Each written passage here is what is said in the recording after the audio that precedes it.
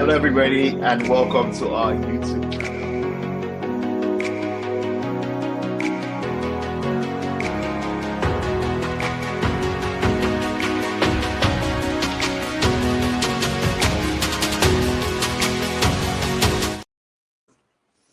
Hello, hey everyone. How you doing? Okay, I see that. Welcome to a podcast. If you love football, if you love the energy, if you love the bands, if you love the rants, you are in the right spot. I can see Obinna on the Your Careers Love. Again, as a Londoner, yep, I know. Welcome to the channel once again. Jokers. I'm Ernie. I'm your host for today, and I have Danny. I mean, with that man you jersey, take it off, bro. We don't need that energy right now. Obinna is the man of the moment. Obinna, how do you feel right now? Bro. Let's go! Okay, Come on! energy. I wish you could. Bro. I wish you could see all of this yesterday. Go! You were shaking Obinna yesterday. I wish you were able to speak. But now, No. thanks to Obinna, Jokeres. Obinna, tell me, Bro. how do you feel right now? Guy, today was sensational. Gyökeres is a... Let me tell you, when Tottenham equalized, I was just like, God, not again. But at halftime, I just tweeted, I told my brother, I said, guy, 2 early second half goals and we'll win this game.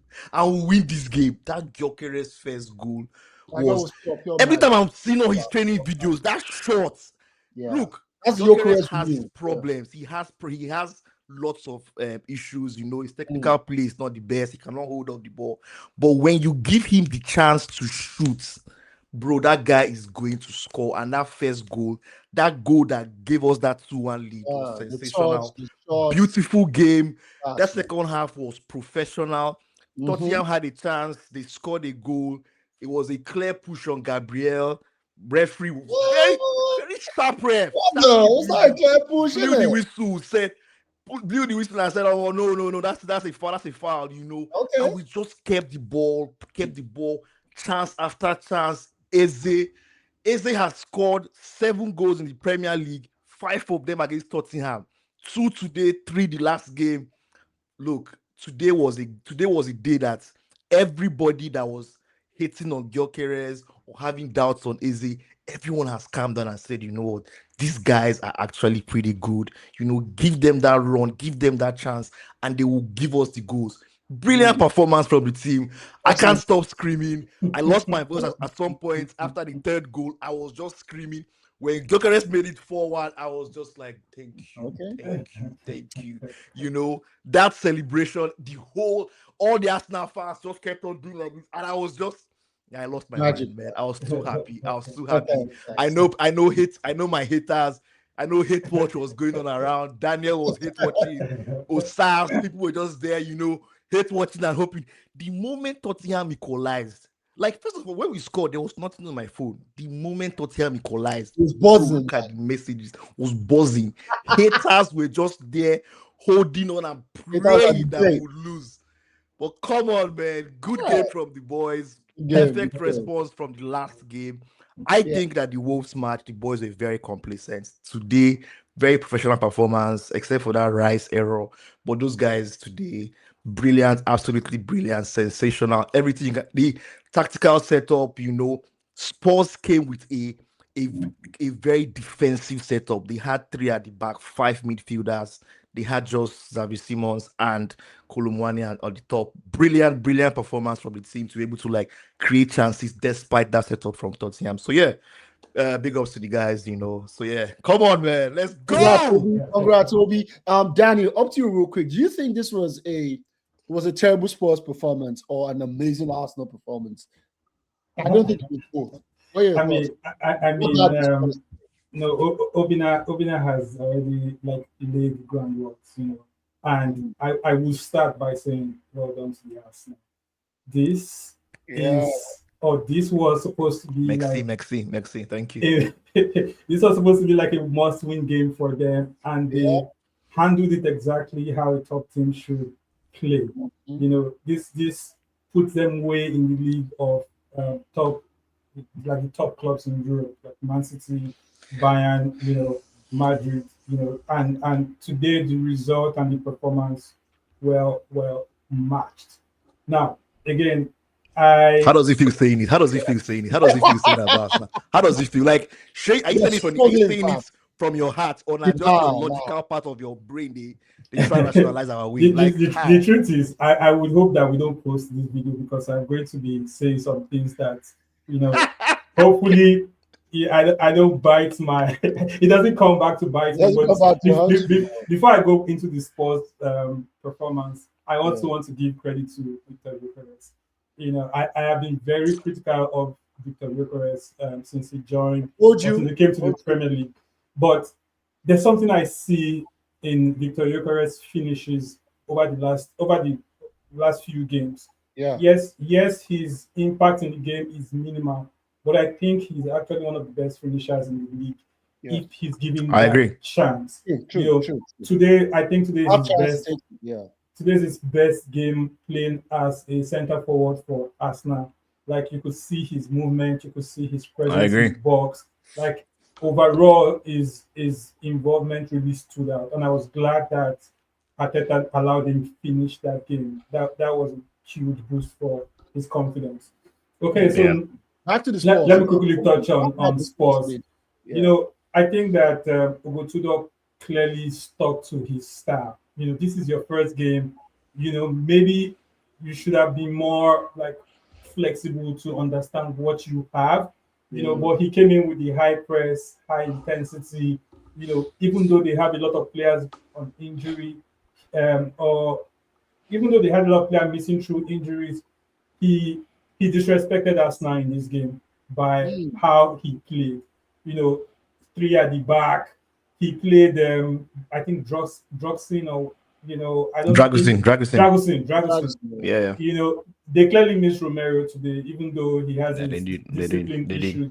But their centre back, Van der Ven, none of them were really comfortable. They made a lot of errors. You know, when it comes to the attack, Kolomwani was mostly isolated. There was no threat going forward whatsoever. And then he made some very confusing substitutions at towards the end, bringing in all strikers, taking in Gallagher, who kind of brought physicality and The only stability. runner in the team. Yeah. Yeah, you know, so I wouldn't say much about him because this is his first game as coach. There's still a lot for him to improve on in this team. It kind of reminds me of when Angel came in. You know, you come day one and you just want to implement. You know, Yeah. maybe Yeah. they should learn from Michael Carrick playbook. No, I think I think I was gonna say something about what he said about that Croatia and his tactics today. I haven't really noticed how Tottenham have been playing. Like I just keep on hearing, or when they had Thomas Frank, I didn't know they were sliding down the table. I didn't know that they were very close to the Oh yeah, relegation. it's 16. Like they were very close. Yeah, they're 16. So I didn't Exactly. really know. So when they hired him, and then everybody was talking about how Igor Tudor, this guy is someone that you bring him or you bring him into a team when you're struggling. So he's if you look at the number of the matches that they have, the remainder of the matches, you can see that they don't really have the players to actually whether attack or do anything. So he's come up with this very defensive setup, and they didn't get a result today.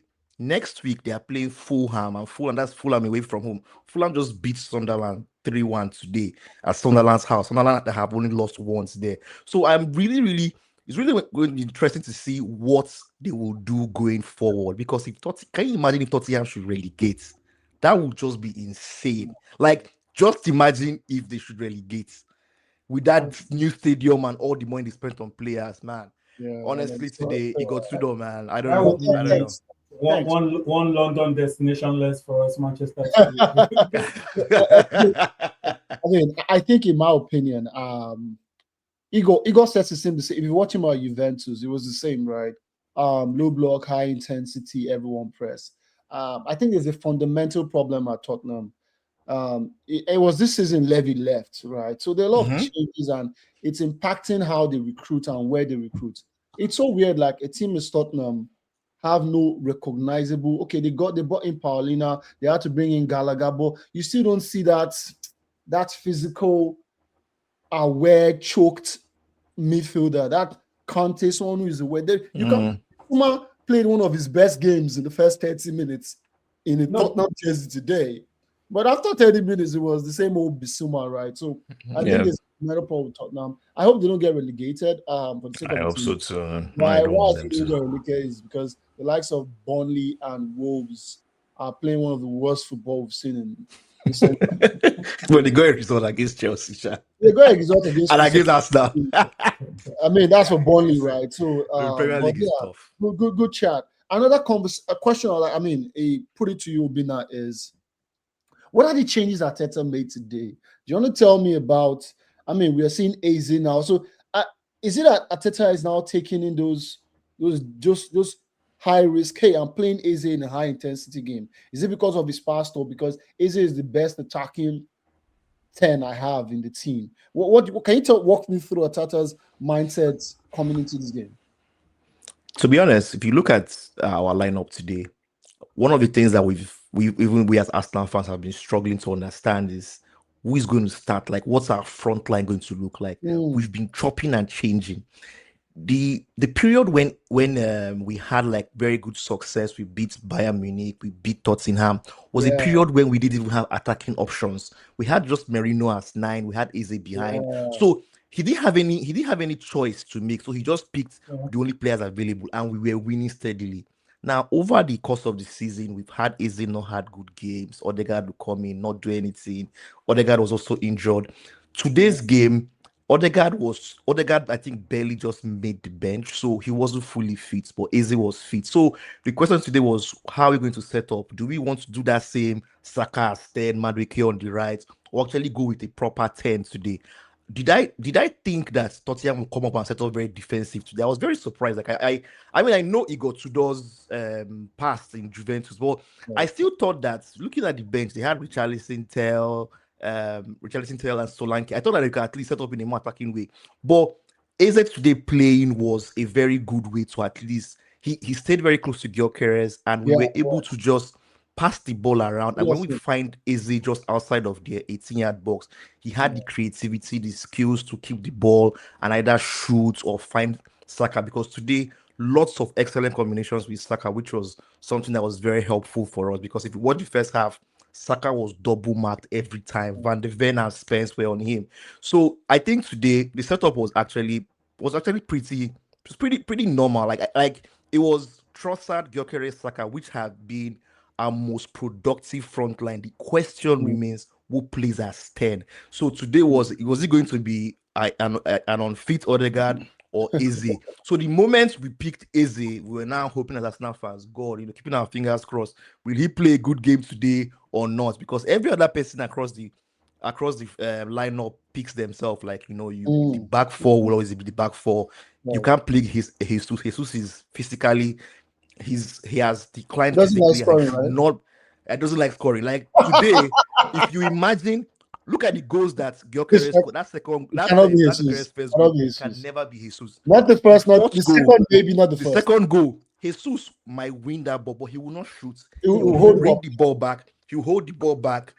Start fighting the defender. I was trying to exactly. He was looking for who to pass to. So I think today the defensive setup of Tottenham, first of all, allowed us to have lots of possession, and I think I don't think Tottenham players have fully digested what Igor Tudor wants to do, because he said in the press conference that they've only had like 3-4 days of training together. So I think Arsenal came in, we were very tactically superior to them, held the ball, perfect combinations with Eze and Saka especially, and then on the left, Trossard and Hincapié were just bombarding that the right back and the right half space of Tottenham's defense. So it was just very brilliant. And today, give it up to Eze and Gyökeres. Like those guys were just insane. Today, they really end their transfer fees to us now.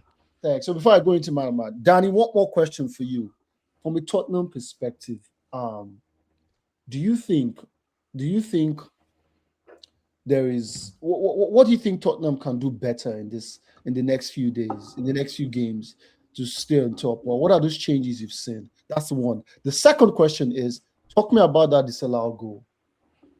That disallowed goal. I'm not asking Obinna. I'm asking. So first, tell me what do you think Tottenham can do to improve their season? Hits. Let's have a chat on that goal, because this is an Arsenal team that go rugged in corners. There are tons of goals they scored where, I mean, that push was light. But again, tell me, what do you think about Tottenham's season for the rest of the season? So what I think that Tottenham can do, again, this reminds me of when Amorim came. Amorim was looking to do so many changes in a short time. Yeah. Right now, it's almost like 11 games to the end of the season. Just keep it simple. Do the basics. I mentioned Michael Carrick. He came in and he played. Yeah, he went back to status quo. He went back to, you might call it the Manchester DNA, but he played what the players would be comfortable playing. Look at when Sean Dyche joined Forest. He did the basics. He didn't make like too many changes.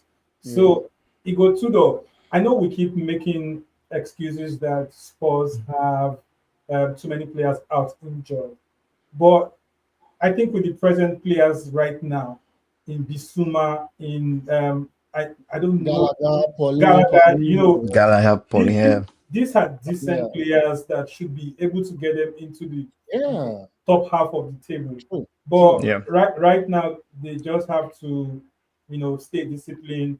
They have to, the mentality of the players, because I think that aside being on what's happening on the pitch, they also have the whole ownership and club issues, just like Manchester United do. So all of those things need to be resolved over time, but the players need to put their head in the game. And as for the goal, the defrauded goal.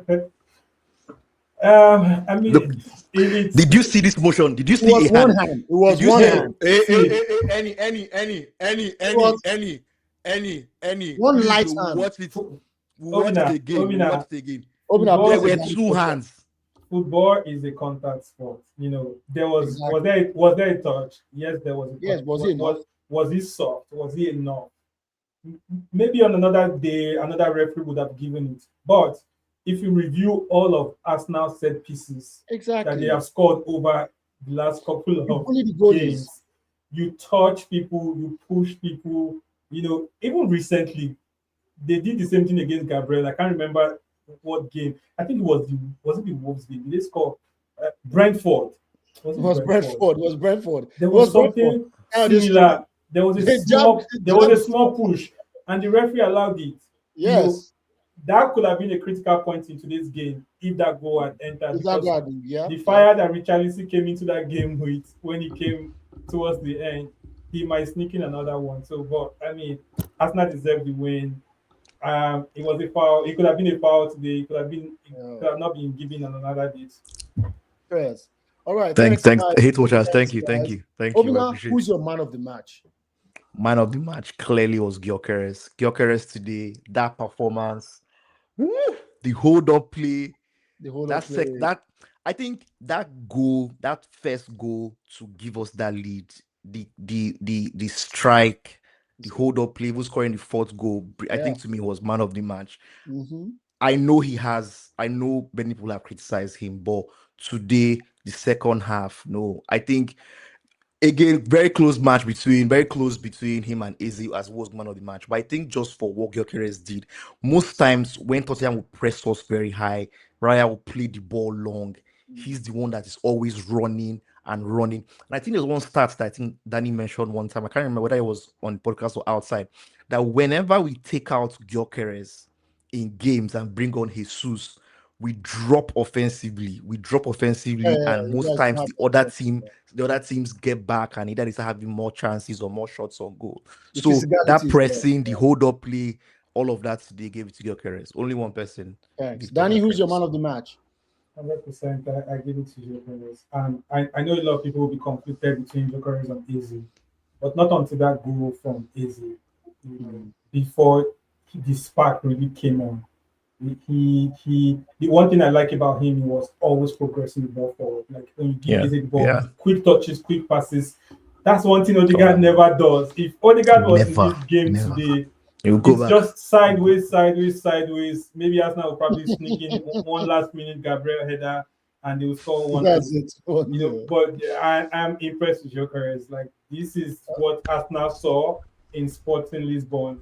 This is he displayed everything a finisher should demonstrate today. Yeah, I think again, I'm one for the Gyökeres. I mean, I'm a big fan.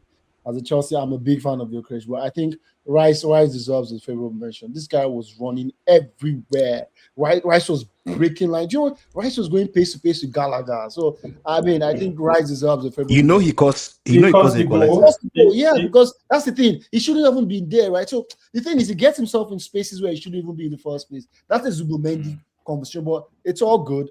It's an amazing game. This is what Zubimendi did that he was almost crucified for. But before we wrap Zubimendi, maybe we should also give credit to Kolomwani. You know, he was all by himself. Well, Kolomwani had an amazing game. I know he did well. He worked very hard today. He worked very hard. Xavi Simons was running, but I don't know what's with Xavi Simons these days, but separate conversation. Yeah. Spencer was good. Bissouma, I mean, shout out to Bissouma as well. Been a while I heard from my boy. I don't know what happened to this guy today, man. Van der Veen was in the Van der Veen we knew. But hey, thank you again. An amazing time. Please don't forget to give your comment, like, subscribe, follow us on all our channels: Instagram, Facebook, YouTube, Twitter, or X. Again, subscribe, like, and have join us for the Manchester United game tomorrow. Oh God, please! My goodness, Everton, I can't wait. Everton, do it for us. Everton, please break some hearts.